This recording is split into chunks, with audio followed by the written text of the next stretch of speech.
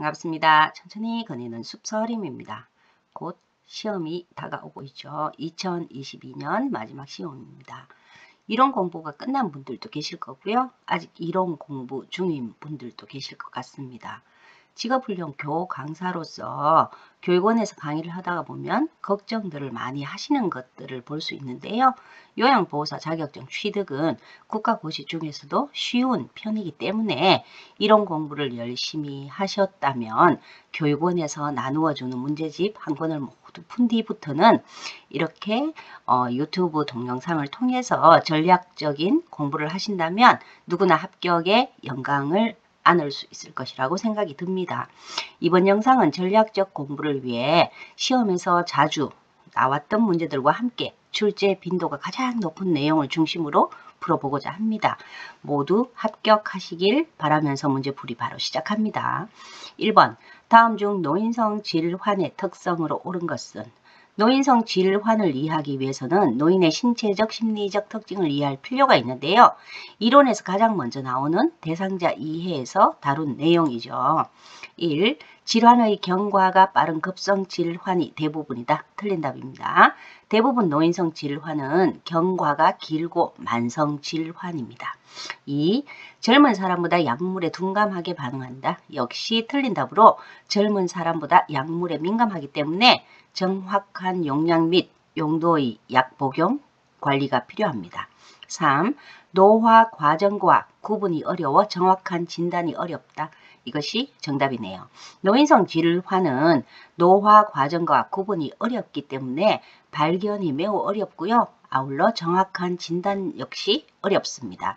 예를 들면 건망증과 치매의 구분을 잘 못하는 것과 같은 것입니다. 나이가 들면 대부분 건망증을 가지고 계시기 때문에 치매로 진단하기 어려운 것이죠. 물론 대부분의 노인성 질병도 그러합니다. 4. 질환이 빈번히 발생하며 회복이 빠르다. 틀린 답입니다. 새로운 질환보다 기존에 가지고 있던 질병에 대해 재발이 빈번하고요. 회복이 느리기 때문에 장기간 누워 계시는 경우가 많습니다. 5. 골격근의 수축력 증가로 관절 운동이 용이하다. 역시 틀린 답입니다. 골격근의 수축력이 감소하고요. 그래서 관절이 쉽게 뻣뻣해져서 운동이 어려워지게 됩니다. 2번 노인성 질환의 특징으로 옳은 것은? 문제풀이에 앞서서 노인성 질환의 특징을 살펴보면요. 첫째가 노인성 질환은 단독으로 발생하는 경우는 드물고 하나의 질병에 걸리면 다른 질병을 동반하기가 쉽다. 그리고 정상이 거의 없거나 애매하여 정상적인 노화 과정과 구분하기 어렵다. 기존 질병명으로는 구분되지 않고요. 기능 이상으로만 나타나는 질병이 흔하기 때문에 단순한 식욕부진이나 전신 허약감에도 주의를 기울여야 합니다. 세 번째는 노인성 질환은 원인이 불명확한 만성 퇴행성 질환이 대부분이고요. 그리고 네 번째는 경과가 길고 재발이 빈번하며 합병증이 생기기가 쉽습니다. 또 노화에 따라 신장 기능이 저하되어서 수분과 전해질의 균형이 깨지기가 쉽고요. 이로 인해서 의식장애, 심장수축 이상, 신경 이상 등이 발생을 합니다. 여섯 번째는 노인은 젊은 사람보다 약물에 더욱 민감하게 반응하기 때문에 약물을 사용할 때 더욱 신중해야 합니다. 신장의 소변 농축 능력과 배설 능력이 저하되기 때문에 약물 성분이 신체 내에 오래 남아 중독 상태에 빠질 수도 있습니다. 일곱 번째는 질환에 민감하기 때문에 위험 요인에 노출되었을 때 질병에 쉽게 걸리게 되고요. 또한 증상, 경과, 예후 등에서 젊은 사람의 검사 기준을 적용할 수 없는 질환이 많아서 초기 진단이 매우 어렵습니다. 그리고 여덟 번째는 노인은 가벼운 질환에도 의식장애를 일으키기 쉬워서 뇌졸중뿐만 아니라 가벼운 폐렴, 설사 등에도 의식장애가 발생합니다. 아홉 번째, 노인은 혈액순환 저하로 욕창이 잘 발생합니다. 또한 골격근의 수축력 감소로 관절이 쉽게 뻣뻣해지고요. 따라서 관절 구축과 욕창 예방을 위한 세심한 배려가 필요합니다. 열 번째는 노인성 질환으로 일상생활 수행 능력이 저하되면 질환이 치유된 후에도 의존 상태가 지속되는 경우가 많습니다. 그렇기 때문에 자신의 일상생활은 가급적 스스로 하게 해서 와상 상태가 되지 않도록 도와드려야 합니다. 마지막으로 신체적 측면뿐만 아니라 심리적, 사회적, 경제적, 영적인 측면 모두 연관되어 있기 때문에 의학, 간호학, 사회심리학, 경제학, 사회복지학 등의 다양한 분야의 총체적인 접근이 필요합니다. 노인성 질환은 시험 출제 빈도가 매우 높기 때문에 위의 내용을 반드시 모두 알아둘 필요가 있습니다. 1번은 만성 질환은 맞지만 치료가 더디기 때문에 틀렸고요. 2번이 정답이네요. 3번 역시 틀린 답으로 재발이 빈번하고요. 4번은 만성 질환이고 5번은 질환의 원인이 명확하지 않아서 틀린 답입니다. 3번 노화에 따른 소화기계의 변화로 옳은 것은 1번 쓴맛과 짠맛의 미각 둔화 틀린 답이죠. 노화가 진행되면 단짠 즉 단맛과 짠맛의 미각은 둔화가 되고요. 신맛과 쓴맛은 강화되어서 시거나 쓴 걸 잘 못 드십니다. 어르신들이 음식이 쓰다라고 표현하시는 것을 많이 들어보셨을 겁니다. 이 맛은 단짠만 기억하시면 됩니다. 달고 짜게 드시는 이유가 그 맛에 대해서 둔감해졌기 때문이죠. 2. 직장벽의 탄력성 증가 역시 틀린 답이네요. 직장벽이나 항문 괄약근의 긴장도가 떨어져서 변실금이 발생할 수 있습니다. 3. 지방의 흡수력 감소 정답이네요. 소화기계의 기능 감소로 지방의 흡수력 또한 감소합니다.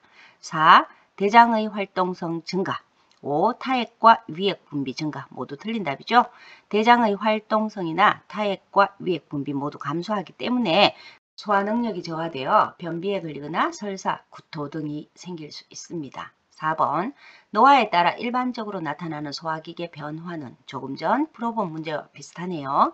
1. 타액 분비 증가 2. 위액의 산도 증가 3. 지방의 흡수력 증가 모두 틀린 답이죠. 노인의 기능 대부분은 감소입니다. 4. 약물 대사 능력 감소 정답입니다. 이는 간 기능이 떨어져서 약물의 대사와 제거 능력이 저하됩니다. 5. 신맛에 대한 미각 감소 틀린 답이죠. 단짠은 감소하고 그렇기 때문에 달고 짜게 드시려고 한다고 말씀드렸습니다. 5번 배가 고프기 시작할 때 발생하는 명치 부위의 심한 통증과 식사 후 위가 무겁거나 부푼 듯한 느낌을 주는 질환은 노인에게서 일어나기 쉬운 질환은 앞으로 케어하게 될 어르신들이 많이 겪는 것이기 때문에 시험 출제 빈도가 매우 높습니다. 그렇기 때문에 각 질환별 증상과 치료 및 예방을 꼼꼼히 준비하실 필요가 있는데요. 우선 변비는 주 2, 3회 이하의 배변 활동, 변을 보는데 시간이 많이 걸리는 경우, 잔변감이 3개월 이상 지속되는 경우를 말하는데요. 관련 요인은 위장이나 대장 반사 감소, 저장 능력 저하, 복부 근육의 힘 약화, 식사량의 감소, 합병증, 우울증, 변비를 유발하는 약물 사용 등 그 관련 요인이 다양하고요. 치료는 편안한 환경 제공, 식물성 식이섬유 및 유산균이 든 음식물과 함께 다량의 수분 섭취, 적극적인 우유 섭취, 일정한 식사 시간과 배변 습관, 변비를 유발하는 약 복용의 중단 등 여러 방법이 있습니다. 두 번째는 위염, 위궤양, 위암으로 한꺼번에 제가 정리해 두었습니다. 각 질병들의 관련 요인과 증상, 치료 및 예방을 익혀둔다면 시험 문제 풀이에 큰 도움이 될 것입니다. 모두 자주 나오는 문제이기 때문에 화면을 잠시 멈추시고 핸드폰으로 찍어서 두고 보면서 익혀주시기 바랍니다. 그러므로 정답은 위염으로 5번이 되겠습니다. 6번 다음과 같은 증상이 나타나는 소화기계 질환은 첫 번째, 장 습관의 변화와 장 폐색. 두 번째, 설사, 변비. 세 번째, 혈변, 직장 출혈. 암과 관련한 문제는 위암과 대장암밖에 나오지 않습니다. 위암은 조금 전에 설명을 드렸고요. 위의 문제는 1번 대장암에 대한 설명입니다. 화면은 대장암과 위암을 비교하기 쉽도록 작성했기 때문에 역시 화면을 멈추시고 다시 한번 읽어보시기 바랍니다. 7번 대장암 대상자의 식이요법으로 옳은 것은 정답 바로 나오죠. 5번 생채소, 생과일을 충분히 섭취한다입니다. 대장암은 영양소가 골고루 든 식품을 소량씩 규칙적으로 섭취를 해야 하고요. 소화가 쉽도록 천천히 꼭꼭 씹어서 드시도록 해야 하고 잦은 간식과 늦은 식사 피하기, 자극을 주는 찬 음식 피하기, 싱겁게 먹기, 통곡식, 생채소, 생과일을 많이 섭취하기, 동물성 식품의 섭취는 줄이고 식물성 지방 섭취하기, 가공식품, 인스턴트 식품, 훈연식품 피하기, 그리고 하루 6잔에서 8잔의 생수 마시기, 금연과 절주, 적당량의 운동 등과 같은 식사와 주의사항이 있습니다. 8번 대장암 환자의 식이요법으로 옳은 것은 조금 전 다룬 문제네요. 1번 훈연된 동물성 식품 안 되죠. 그리고 하루에 6잔에서 8잔의 생수 마시기, 이것이 정답이네요. 3번 자극적 음식 피해야 하고요. 4번 정제된 곡물보다 통곡물이 좋다고 말씀드렸습니다. 5번 고칼로리 음식 섭취 당연히 안 됩니다. 9번 대상자가 수차례 설사 후에 피부가 건조하고 힘이 없다고 할 때 돕는 방법으로 옳은 것은 설사를 겪고 계시네요. 설사란 변속의 수분량이 증가해서 물 같은 대변을 보는 상태인데요. 배변량뿐만 아니라 배변 횟수 역시 증가한 것을 말합니다. 요인은 장염, 스트레스, 오염된 음식물 섭취, 식중독, 장질환, 소화기능의 저하, 변비로 인한 하재의 약물 남용 등으로 생기는데요. 설사가 나면 반드시 의사의 처방에 따라서 약을 복용하도록 도와드려야 하고요. 심신의 안정과 몸을 따뜻히 하기, 음식물 섭취량은 줄이되 물을 충분히 마셔서 탈수를 예방해 드립니다. 그리고 장운동을 증가시키는 음식을 피해야 하고요. 지사제를 함부로 써서는 안 되며 반드시 의사의 처방에 따라야 합니다. 1. 녹차나 커피를 제공한다. 녹차나 커피보다 충분한 수분을 섭취할 수 있도록 도와드려야 합니다. 2. 고지방식을 제공한다. 4. 음식량을 늘린다. 고지방식뿐만 아니고 장운동을 증가시키는 음식 섭취를 피해야 설사를 완화할 수 있습니다. 5. 지사제를 바로 공급한다. 의사의 처방 없이 지사제를 바로 드리는 것은 절대 피해야 하는 일이죠. 정답은 3번으로 몸을 따뜻하게 하고 수분 섭취를 해준다입니다.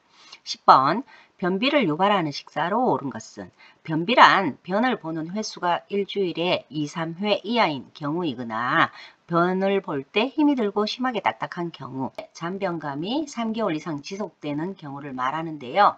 2. 수분이 많은 음식 섭취, 3. 우유 섭취, 4. 유산균이 많이 포함된 음식 섭취, 5. 섬유질이 많은 음식 섭취는 모두 변비에 좋은 음식들이고요.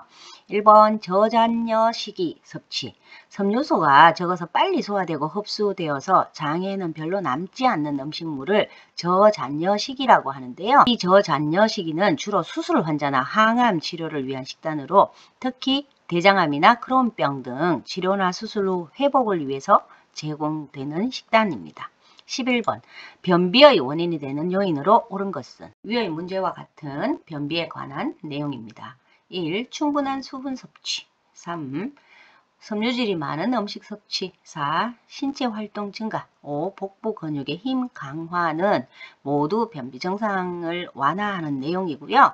2. 마약성 진통제 사용, 마약성 진통제는 변비의 원인이 되는 것으로 정답입니다. 이 외에도 변비에 영향을 주는 약물은 항암제, 제산제 등이 있습니다.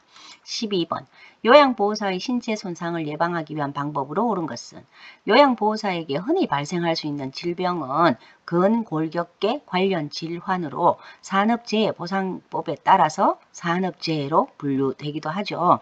이 문제는 요양보호사의 근골격계 질환의 문제로 요양보호사의 신체 손상을 예방하기 위해서는 요양보호사의 허리와 가슴 사이의 높이로 몸 가까이에서 잡고 보조하기, 발을 적당히 벌리고 서서 한 발은 다른 발보다 약간 앞에 놓아서 지지면을 넓히기, 양다리에 체중을 지지한 후 무릎을 굽히고 중심을 낮게 해서 골반을 안정시키기, 대상자 이동 시 다리와 몸통의 큰 근육을 사용해서 척추의 안정성을 유지하기, 갑작스러운 동작은 피하고 보조 후 적절한 휴식 취하기, 무릎은 구부리고 허리를 펴기, 배에 힘을 주고 척추를 펴기 등이 있습니다.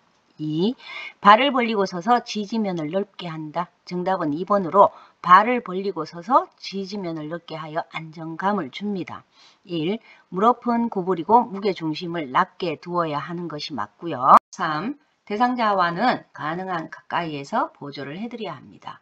그리고 4번 무릎을 구부리고 허리를 펴야지 근골격계 질환을 예방할 수 있고요. 5번 역시 배에 힘을 주고 척추를 펴는 자세로 대상자를 이동해야지 요양보호사들의 근골격계를 예방할 수 있습니다.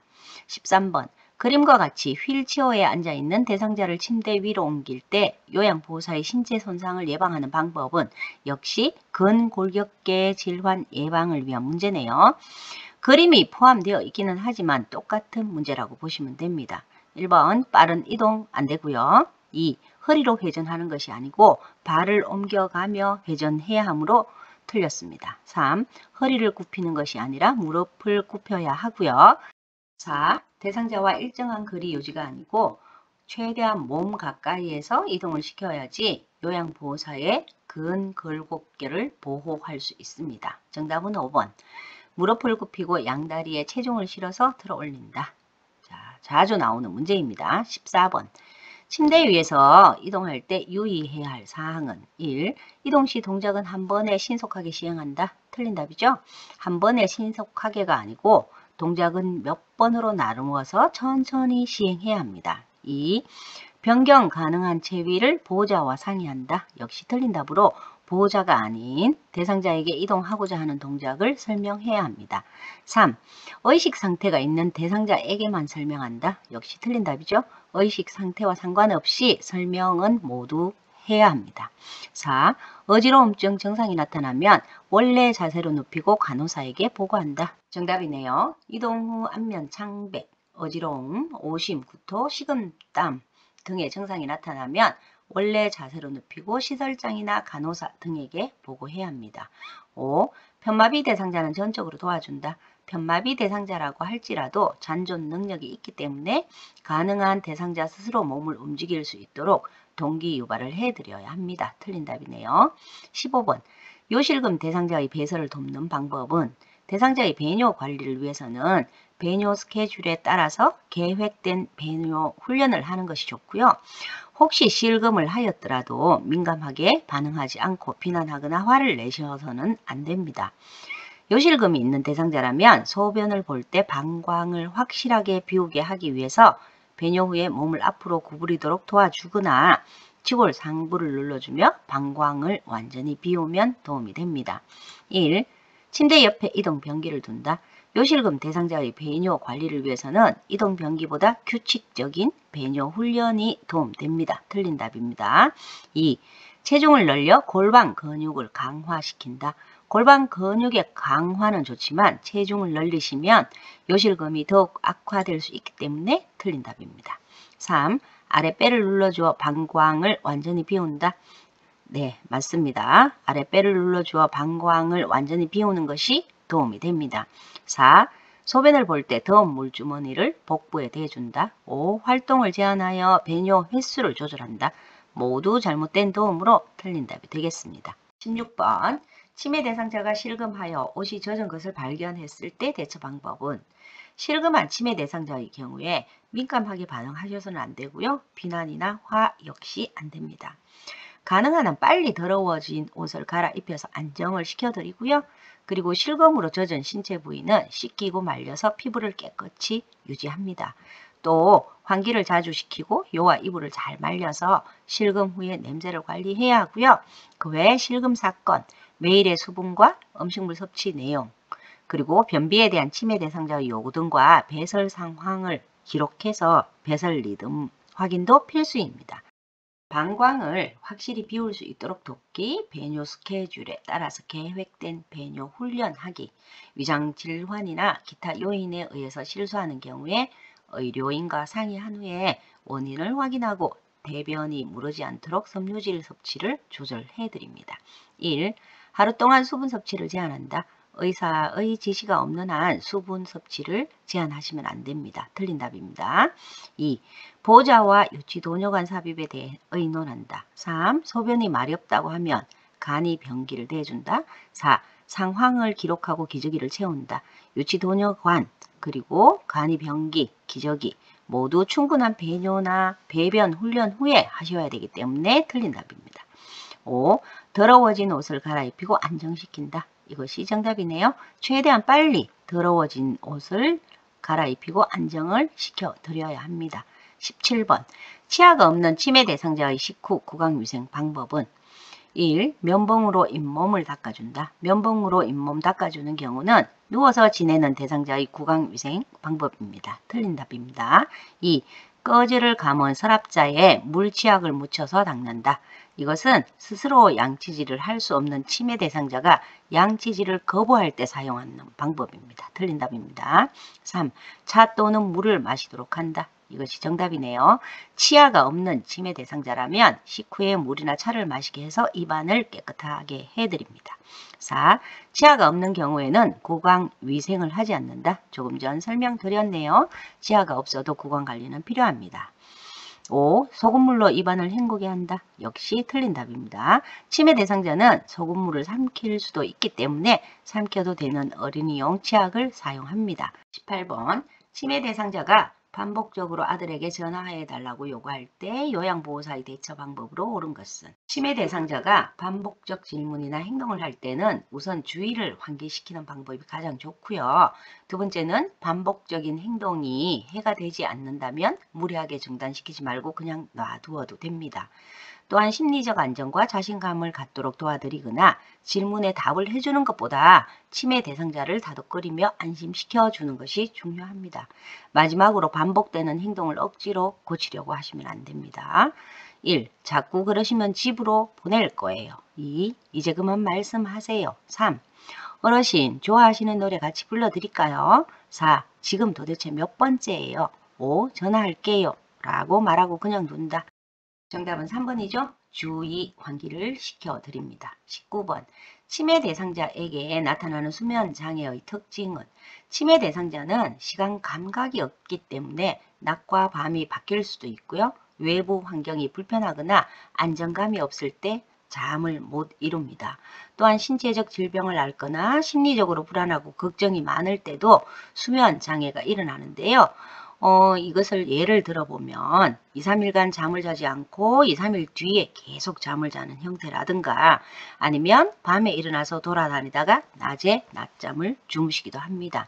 정답은 2번 2, 3일간 잠을 안 자다가 몰아서 잔다입니다. 20번 치매 대상자가 수면 장애를 보일 때 돕는 방법은 치매 대상자의 수면 상태를 관찰하고 규칙적인 생활을 하도록 돕는 것은 매우 중요합니다. 치매 대상자가 수면 장애를 보일 때 돕는 방법으로는 첫 번째, 낮에 졸게 되면 밤에 수면 장애가 심해지기 때문에 산책과 같은 야외 활동을 통해서 신선한 공기를 접하며 운동하도록 돕고요. 두 번째는 밤낮이 바뀌어 낮에 꾸벅꾸벅 조는 경우에는 말을 걸어서 자극을 줍니다. 세 번째, 소음을 최대한 없애고 적정 실내 온도를 유지하고요. 네 번째, 오후와 저녁에는 커피나 술과 같은 음료를 주지 않습니다. 그리고 마지막으로 잠에서 깨어나 외출을 하려고 하면 요양보호사가 함께 동행을 합니다. 정답은 4번으로 낮에 산책과 같은 운동을 하도록 돕는다입니다.